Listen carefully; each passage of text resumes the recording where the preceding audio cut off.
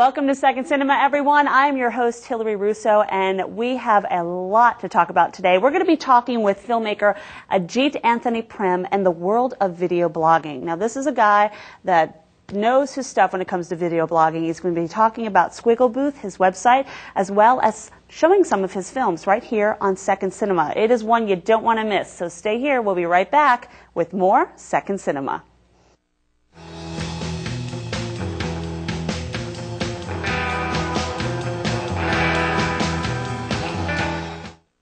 Welcome back, everyone. Joining us today is Sc Anthony Prim. He is a filmmaker and also runs a video blog called Squiggle Booth, and he's here to tell us about some of his short films, which we're going to show, as well as the video blogging site. Thanks for joining us. Thank you for having me. It's really a pleasure to have you, and really great to talk about the video blogging, because a lot of people might put it in the back of their minds, like, if they're filmmakers, they want their stuff to be seen at screenings, at actual theater.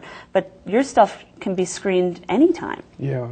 I mean, I believe that filmmakers should have a video blog, mostly because you get to promote your work, you have an audience to work towards, and you also have, like, in a sense, practice and a playground to, like, play with ideas and experiment with ideas. You know, it's a great, even if you have a wonderful film-making career, I still believe that people should have a video blog, because I think it kind of like makes you a better filmmaker all around. Now, when you originally got into this choice of career as a filmmaker, and you're also an editor, did you ever consider doing the video blog, or were you kind of shunning it as well?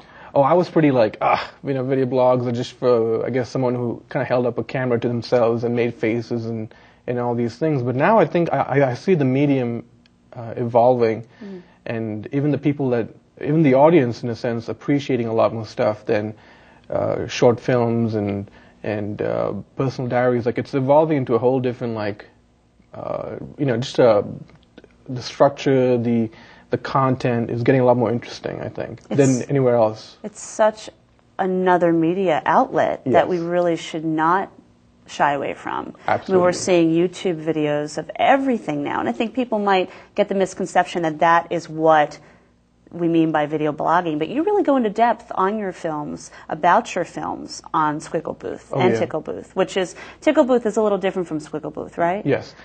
Tickle Booth is like, pretty much like features anyone's videos, including mine, and in a sense is like the more mainstream of the two sites. It features like daily news coverage, like, if something happened, if I find a interesting video about what happened, I would feature it. Short films, feature films, anything pretty much under the sun online. You said that Squiggle Booth is like a playground for my ideas. What did you mean by that exactly? Well, for a while, like, filmmaking was such a task. Like, every project seemed like there was like all these obstacles. Whether it be like in production. There wasn't any motivation. I always felt like, well, I don't know if when I make this film, I'll have an audience. And then when I got to the stage of actually getting it out there, it's so, the film festival circuit is such a discouraging thing about filmmaking, because, like, that's the only way you can get yourself out there. It's overwhelming. Especially if you're new to the business. And expensive. That it is. And that's when I got into video blogging, I realized, like, immediately, like, this was like a great way for me to, like, in a sense, take a shortcut past all these I guess, like, obstacles that have hindered filmmakers forever, kind of thing. Just like get away from the festivals, get away from, like, trying to get to Hollywood and giving my cards out or giving my CDs out. I wanted to focus on the work, and that's why I kept on doing what I'm doing now. And you've been groomed in this business. I mean, you went to school for filmmaking in New York, and you came here about 2 years ago. In comparing to New York, and I guess even California, how do you see North Carolina fall as far as filmmaking? When you're in New York or even in LA, you tend to be so like a rat race. You kind of join the rat race, and you're just constantly thinking about what's next, what's going on. And whereas here, I'm really taking my time to make what I want to make. Get away from the gigs, get away from the short little pieces that you have no interest in, and focus on what I really want to say and work on. Well, we're about to take a look at a couple of your shorts. The first one's called Blurring Fat. The second one will be Been You All Along, and the third one is Mr. Concentration and Mr. ADD. So when we come back, we're going to show those shorts. When we come back, we're going to talk to Ajit a little more. So stay here. We'll be right back. Take a look. Welcome back. Ajit is still here. Ajit Anthony Prim is our guest if you're just joining us, and he's a filmmaker and also in charge of a video blog site called Squiggle Booth, which is his company, in addition to Tickle Booth, which is for other venues, other videos. But we are going to talk about some of the videos that we just aired. The first one being Blurring Fat, which is a short that you did. Tell us about that. It's one of those ideas which I had a while back, but I felt like, again, it was so, in a sense, like the whole, you can't have it for too long. You can't have it for more than 5 minutes, which is what the video duration is. And I felt like it wasn't a short film. It was just what it is, a conversation between two people, and then like the rest of it blurred out besides the eyes. And I felt like a video blog, in a sense, like, I can put this on, because it's unlike any other media, and it's great. It fits, and it was like a conversation that I've had so many times with my wife. Mm-hmm. I'm fat. No, you're not. I'm fat. Do I look fat? No. Do these jeans make me look fat? It's not the jeans. and she isn't. I mean, she isn't fat, but I didn't want to have people judge whether she's fat or not. So I blurred out the rest of the image, and that's where I came up with the video. Interesting concept. Very interesting concept. What about your second film that we aired called Been You All Along? Tell us a little bit about that one. Well, the basic premise is like it's actually a video I made for my wife on our second anniversary. Mm-hmm. And pretty much the idea was like, even though we have lived far away, and I've like lived in India, lived in New York, and she grew up here, and it was like we've always like, in a sense, like played and lived and grew up together. And that was like the idea I wanted to kind of, the weathers might be different, but the same kind of.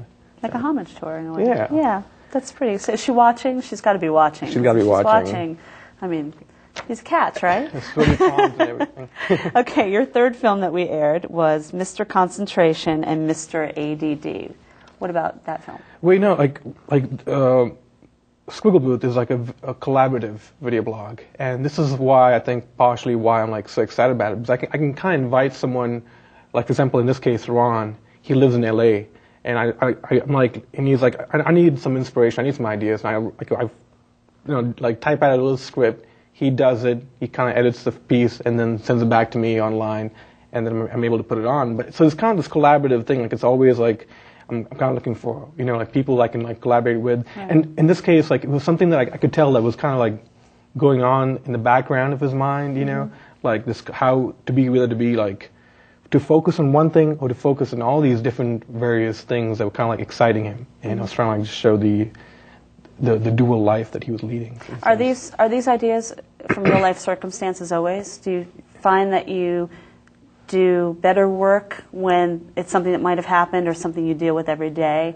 Or that seems to be more of your genre, real life circumstances. My wife likes to say that it's like, I kind of take like normal life and just give it a certain, change the form so it's like somewhat interesting. Mm-hmm. In this case, it's the same person talking to you. Right. To each other. So like, in a sense, I find a lot of inspiration from like the common stuff that we all face, the little moments of the creative process, whether I'm fat or whatever it is, all those little things that we kind of think Deal about with every day. Yeah, kind of like pull out the good stuff from it. Well, we have a brief second, and I definitely want people to know where they can see your work. Why don't you tell them about your website real quick, both of them, if you will. Oh, if you want to check out like my videos, go to squigglebooth.com. Squigglebooth.com. And if you want to check out like anyone else's videos, including video podcasts or short films, go to ticklebooth.com. Great. And we're actually going to show a little bit more of Ajit Anthony Prim's work right after we're done with this interview. So please stay here. Ajit, it was a pleasure. Wonderful meeting you. Thank you so much. Remember, squigglebooth.com or ticklebooth.com, and let's take a look at some more of Ajit's work.